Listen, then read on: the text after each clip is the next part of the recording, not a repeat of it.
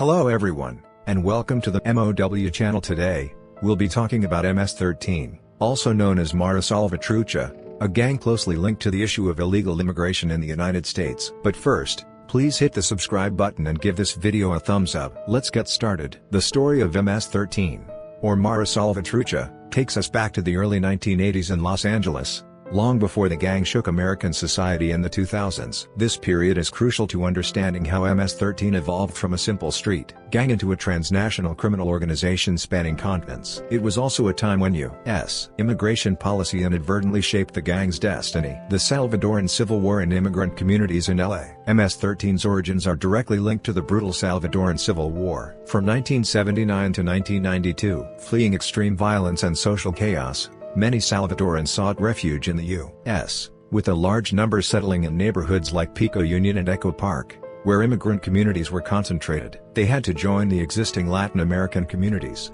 primarily dominated by Mexican immigrants, and faced cultural and linguistic barriers, along with new threats. At the time, Los Angeles streets were already dominated by powerful, organized gangs, including the 18th Street Gang, and gangs under the influence of the Mexican Mafia, La M. Young Salvadorans became frequent targets of harassment and violence, simply because they were outsiders. Feeling isolated and in need of protection, they began to organize themselves. According to sociologists and law enforcement reports, MS13 initially formed not primarily to commit crimes, but as a self-defense group for their community. They called themselves Salvatrucha, a combination of Salvadoran and a word implying strategic cleverness. Early on, influenced by heavy metal culture, they were even known as the Mara Salvatrucha Rockers. Mara means gang in Spanish. Later, the number 13 was added, symbolizing respect for the letter M, the 13th letter of the alphabet, which is associated with the Mexican Mafia, and also marking their roots in Southern California. The paradoxical school of LA prisons. MS13 evolved beyond a street fighting gang, largely due to California's prison system.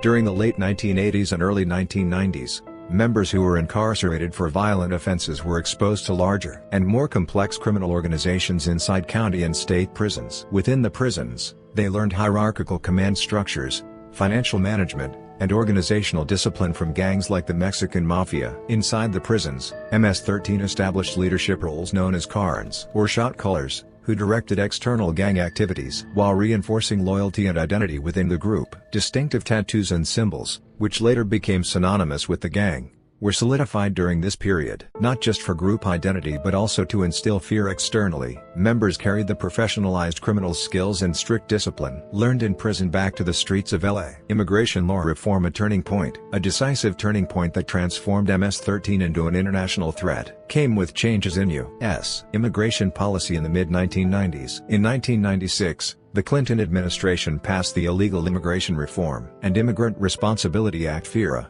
which allowed non-citizens convicted of serious crimes to be deported regardless of how long they had lived in the U.S. or their family ties. The law even applied retroactively to many gang members already in prison. By the late 1990s, the U.S. began deporting large numbers of Salvadorans, Hondurans, and Guatemalans with criminal records. Many of these deportees were key MS13 members. Upon returning to their home countries, they found that local law enforcement lacked the capacity to control them. Post-war El Salvador was unstable, and these members brought back highly organized criminal skills and extreme violence learned in LA streets and prisons. Deported leaders like Jose Sanchez Ferrofino quickly re-established MS13 clique as subgroups in major cities including San Salvador. Applying U.S.-style gang operations, they overpowered local gangs and expanded into drug trafficking, extortion, human trafficking, and other criminal enterprises, threatening entire communities. Transformation into a transnational organization. The mass deportations of the 1990s, ironically, expanded MS13's reach from the U.S. to Central America. Deported members established secure bases in their home countries, which later acted as control centers sending funds and orders to members back in the U.S. During this period, the gang mastered the use of illegal immigration routes between the U.S. and Central America. Deported members would cross borders again or infiltrate new recruits into the U.S., effectively maintaining and expanding the gang's influence. Early MS13 leaders who drew media and law enforcement attention, known by nicknames like Smiley, were repeatedly deported from the U.S., but attempted to re-enter, symbolizing how MS13 had evolved from a local gang into a transnational criminal organization. By the late 1990s, The FBI and ICE began to recognize the severity of this phenomenon. However, the catastrophic wave of MS-13 violence that would dominate U.S. headlines in the 2000s was already set in motion. These deportation policies were, in hindsight, the spark that ignited the violent MS-13 outbreaks that shook American society in the following decade. The early 2000s marked the stage when MS-13 began to expand its operations from Central America back into the U.S., establishing its notorious reputation on American soil. The mass deportations of the 1990s, rather than weakening the gang, unintentionally provided MS-13 with an unexpected asset: transnational organizational capacity and a strong overseas base. Deported members strengthened their influence in their home countries and centralized the gang's structure, evolving MS-13 into a transnational criminal organization capable of issuing orders to its U.S.-based cliques. This reintegration posed a new and unprecedented form of violent threat to both immigrant communities and law enforcement in the United States, fortifying in Central America and the return of professionalism. In the late 1990s, many MS-13 members deported to El Salvador applied the highly organized violence and operational methods they had learned in LA prisons. The Salvadoran government and law enforcement, still struggling with post-war instability, lacked the capacity to control them. These members relied less on drug trafficking and more on extortion and taxation of local businesses as primary income sources, becoming a dominant force that threatened the economy and society at large. During this time, the gang engaged in bloody wars with rival groups like the 18th Street Gang across Central America, accumulating extreme combat experience and ruthlessness. This experience maximized the gang's professionalism. Upon their return to the U.S. in the early 2000s, gang leadership established a structure in which commands were issued directly from El Salvadorian prisons or hidden safe houses to the U.S.-based cliques. They used modern communication tools, including cell phones and the internet, to coordinate operations across borders. The so-called shot caller system allowed leaders in Central America to effectively control subordinate groups in New York, Washington, D.C., Los Angeles, and other U.S. cities. Re-entry routes: border gaps and unaccompanied minors. MS-13 members re-entered the U.S. through two main pathways. The first involved smuggling networks in cooperation with Mexican cartels. MS-13 acted as subcontractors, protecting cartel drug routes or collecting passage fees from migrants crossing borders, thereby gaining the cartel's assistance in circumventing U.S. border controls. The second, and more alarming, pathway exploited gaps in U.S. humanitarian policy. In the early 2000s, the number of unaccompanied minors fleeing extreme violence and poverty in El Salvador and Honduras surged. These minors faced less stringent identity verification procedures for humanitarian reasons, and were placed with relatives or guardians in the U.S. MS-13 exploited this system by sending juvenile members, or even adult members disguised within migrant groups, across the border to reinforce U.S.-based cliques. In some cases, minors were coerced into joining MS-13 before being sent to the U.S. to bolster the gang's ranks. These re-entries allowed MS-13 to expand its operations beyond its traditional stronghold in Los Angeles to new immigrant settlement areas along the East Coast, including Washington, D.C., Maryland, Virginia, Nevada, and Long Island. These areas were less contested by other gangs, allowing MS-13 to establish influence more easily, building ruthless power in new territories. In the early 2000s, MS-13's re-established territories displayed a different pattern from Los Angeles. Rather than confronting major gangs like the Bloods or Crips head-on, MS-13 focused on consolidating power within immigrant communities through violence. They actively recruited new immigrants, particularly Latino youth, using extreme intimidation. Recruitment rituals were brutal. New members had to endure jumping in, where they were beaten by gang members for 13 seconds. Female recruits were sometimes subjected to sexual exploitation by male members. These violent initiation practices strengthened internal loyalty and eliminated any chance of betrayal or defection. During this period, U.S.-based clique leaders like Alex Sanchez gained media attention. They primarily relied on extortion, targeting small business owners or undocumented immigrants for protection fees. Refusal to comply often resulted in brutal violence or murder, instilling deep fear within communities. Immigrants feared both the gangs and potential exposure to law enforcement, as reporting crimes risked their own deportation. Early law enforcement response and shift in perception. MS-13's re-entry and brutal expansion presented new challenges for U.S. authorities. By the early 2000s, the FBI and ICE began reclassifying MS-13 from a local street gang to a national security level threat. In 2004, the FBI officially created a dedicated MS-13 task force. The team focused on mapping connections between cliques across states, tracing financial flows, and monitoring communication methods. They noted that MS-13 prioritized extortion, human trafficking, and illegal arms trading over drug trafficking and began gathering evidence to prosecute them under powerful laws such as the RICO Act, Racketeer Influenced and Corrupt Organizations Act. Authorities concentrated on arresting key U.S.-based gang leaders. For example, Miguel Arias, a core MS-13 figure in California, was arrested for orchestrating the gang's systematic violence. His prosecution helped expose the gang's organizational structure to the public. Arrests revealed that MS-13 operated under a pyramid hierarchy,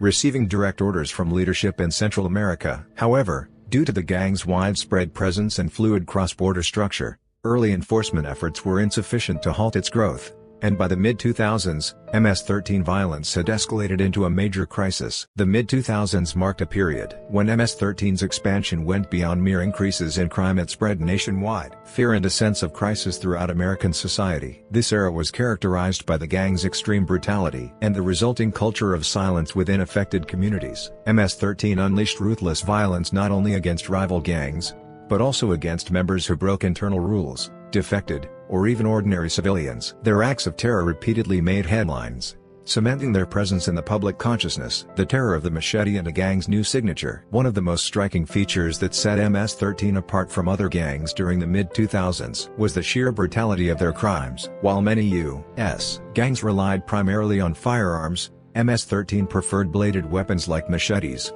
carrying out deliberate and gruesome killings. These acts inflicted extreme suffering on victims, showcased the gang's violent reputation, and instilled maximum fear within local communities. This extreme violence was particularly evident in Northern Virginia and Maryland, suburban areas of Washington, D.C. Parks and remote wooded areas became killing grounds where MS-13 would dispose of victims. Their attacks were not random acts of violence. They were deliberate punishments or rituals of revenge to enforce gang discipline. Media reports frequently described MS-13 as the most dangerous and violent gang in America, amplifying public fear. One widely reported case occurred in 2004 in Fairfax County, Virginia, where a teenage boy was abducted and brutally murdered, simply for refusing to join the gang. Gang members such as Carlos Velasquez, who led the attack, were eventually arrested, but the incident symbolized how deeply MS-13 violence had infiltrated communities. The wall of silence and law enforcement challenges. At the peak of MS-13's threat, the greatest challenge for local police and the FBI was the total silence of immigrant communities. Fear of retaliation kept victims and witnesses from cooperating. This fear had two components: immediate physical danger to themselves or their families if the gang sought revenge,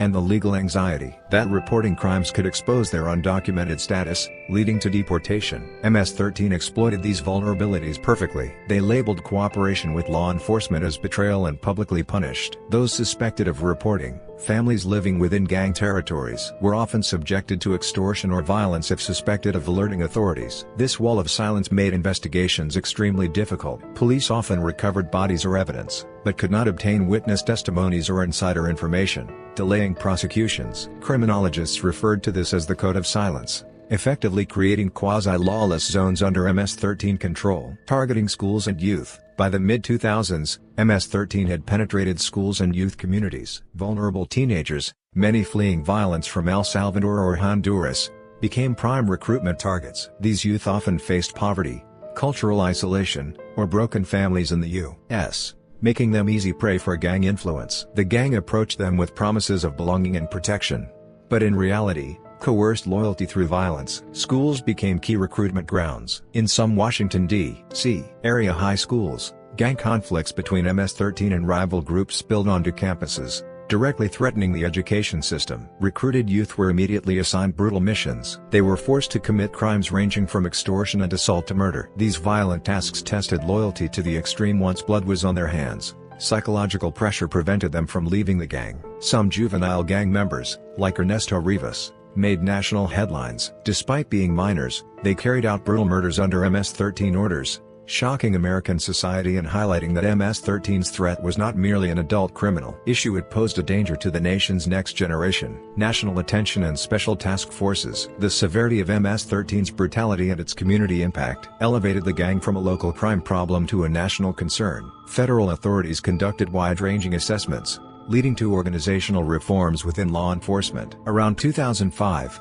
the FBI strengthened existing task forces and established joint federal state-local task forces nationwide. Their main mission was to investigate how MS-13, as a transnational criminal organization, issued orders across borders, moved funds, and reintegrated members. ICE launched intensive operations such as Operation Tempest to expedite the deportation of MS-13 members. Among the key arrests during this period was Jose Del Cid Maldonado, involved in multiple violent assaults and murders in Maryland. Seized communications and internal documents confirmed that MS-13 received direct orders from leadership in Central America, proving that the gang was a structured criminal cartel, not a loose street gang. The mid-2000s thus marked a critical moment when MS-13's brutal violence made its presence undeniable to the American public and forced law enforcement to respond comprehensively. The late 2000s marked the strategic peak of the war against MS-13, as the gang's brutality became a nationwide issue and community fear reached alarming levels. U.S. law enforcement recognized that local police and immigration enforcement alone could no longer contain the problem. The FBI, Department of Justice, and ICE elevated MS-13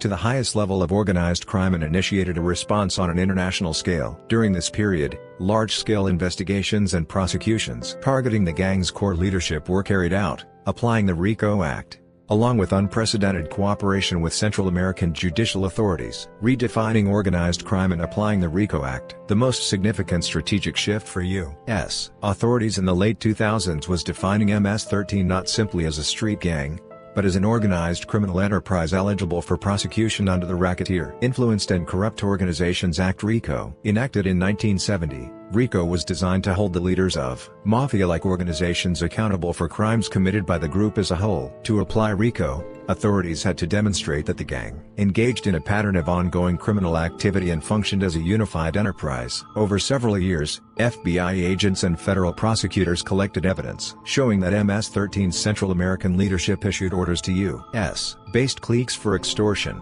murder, drug trafficking, and other criminal activities. The goal was to legally recognize that, although MS-13 operated through numerous decentralized cliques, it ultimately functioned as a single criminal enterprise. The impact of RICO prosecutions was significant. Defendants were held accountable not only for individual crimes, but also for the gang's collective criminal activity, leading to much harsher sentences, including life imprisonment. This strategy proved especially effective in dismantling the gang's top leadership. Publicized RICO targets included key figures like Marcos Martinez, who coordinated U.S. cliques while maintaining secret communications with leadership in Central America. Large-scale joint federal operations. Building on the MS-13 task force established in the mid-2000s, the FBI conducted joint operations that included ICE, the Department of Homeland Security, DEA, and state and local police. These operations aimed to simultaneously arrest key gang members and disrupt their financial and communication networks. One of the most notable operations was Operation Tempest, an extensive nationwide crackdown that resulted in the arrests of hundreds of MS-13 members. Investigators meticulously analyzed tattoos, cell phone communications, and financial records to map the gang's hidden leadership structure. MS-13's communication methods were also a focus. Rather than using conventional encrypted messages, the gang relied on coded language and symbols. For example, orders from Central American leaders could include seemingly innocuous phrases, like "go get coffee," which actually instructed violence against specific cliques. Decoding these messages was critical in proving in court that MS-13 operated as a unified organization. Unprecedented international cooperation. Because MS-13 was a transnational organization, U.S. authorities in the late 2000s recognized that international collaboration was essential. The Department of Justice significantly strengthened judicial cooperation with the governments of El Salvador, Honduras, and Guatemala, where MS-13 maintained strongholds. FBI and ICE agents were deployed to these countries to operate joint task forces alongside local law enforcement and judicial authorities. The goal was to neutralize top leaders who, while imprisoned in Central American jails, continued to issue commands to U.S.-based cliques. The U.S. provided investigative resources, technology, and expertise, while local governments offered access and intelligence on gang strongholds. These joint efforts enabled major operations like Operation MacArthur, which successfully indicted or extradited numerous elder statesmen, veteran gang leaders issuing orders from Central American prisons. Among them was Ernesto Abaca, charged with directing multiple murders and extortion schemes. Trials in U.S. courts vividly exposed MS-13's international criminal reach to the public, fracturing MS-13 leadership and temporary disruption. As a result of focused RICO prosecutions and international cooperation, MS-13's U.S. organization experienced a temporary disruption in the late 2000s. The detention or deportation of core leaders significantly hindered communication and financial flows between cliques. Regions where MS-13 had recently expanded, such as Washington, D.C., and Long Island, saw a temporary reduction in gang violence. Media coverage celebrated the gang's setbacks, highlighting law enforcement's success. However, the gang's resilience and flexible structure prevented a complete defeat. Whenever a leader was incarcerated, a new shot caller quickly replaced them, and Central America's stronghold continued to supply new recruits to the U.S. Authorities realized that the war against MS-13 was not about eradicating a single organization, but confronting a constantly regenerating threat. The strategies implemented during this peak period laid the groundwork for MS-13, becoming a highly politicized issue in the 2010s, directly influencing the Trump administration's immigration policies and broader national debates. From the 2010s onward, the issue of MS-13, also known as Mara Salvatrucha, evolved beyond a matter of crime and public safety to become a central political issue in U.S. immigration policy and national security, culminating in a dramatic and complex conclusion. As MS-13's violence continued, the gang became a key justification for the Trump administration's aggressive deportation policies. This final stage illustrates both the short-term successes of law enforcement and the unintended long-term consequences for U.S. society and Central America. Framing gang violence as a political issue,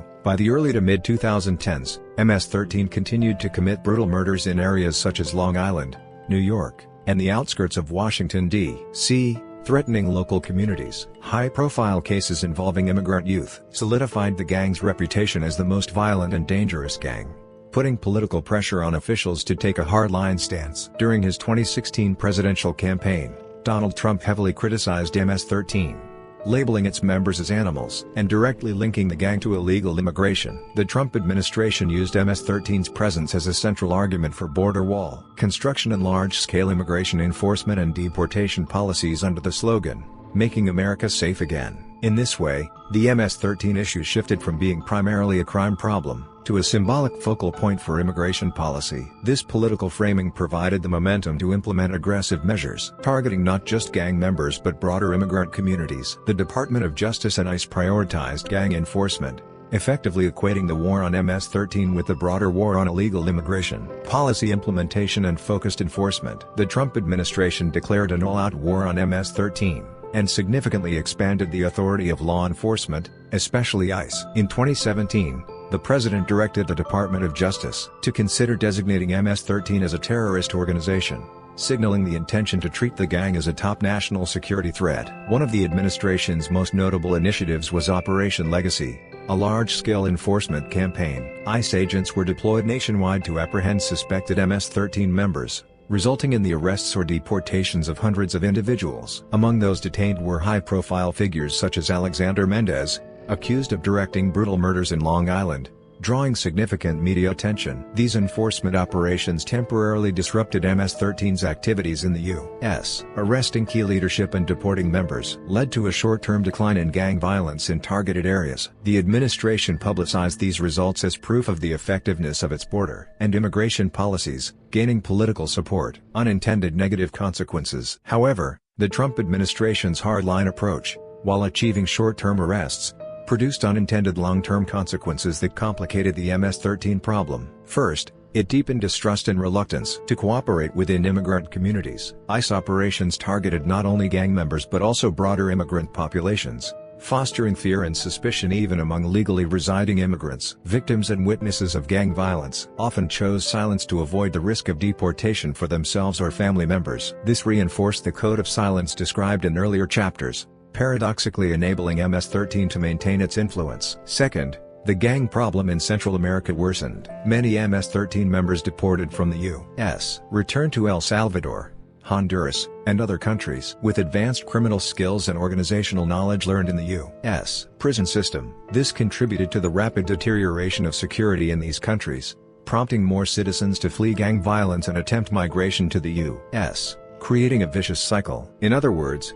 The aggressive deportation policies externalize the security problem, rather than eliminating the root cause, effectively reproducing the threat. The ultimate outcome: the immigration policy dilemma. The MS-13 saga ultimately underscored the transnational nature of the threat and the structural challenges in addressing it. It became clear that no single administration's enforcement operations could fully resolve the issue. The case highlighted that MS-13 was not merely a crime problem, but also a reflection of broader challenges in the U.S. immigration system. American society struggled to reconcile humanitarian obligations with border security. MS-13 emerged as a human-made disaster resulting from gaps in immigration policy, social marginalization, and political extremism. Critics argue that the Trump administration's hardline policies use the gang issue more as a political tool than as a solution. While MS-13 remains a threat in the 2020s, law enforcement has learned that addressing the problem requires more than arrests and prosecutions. Sustainable solutions involve community engagement,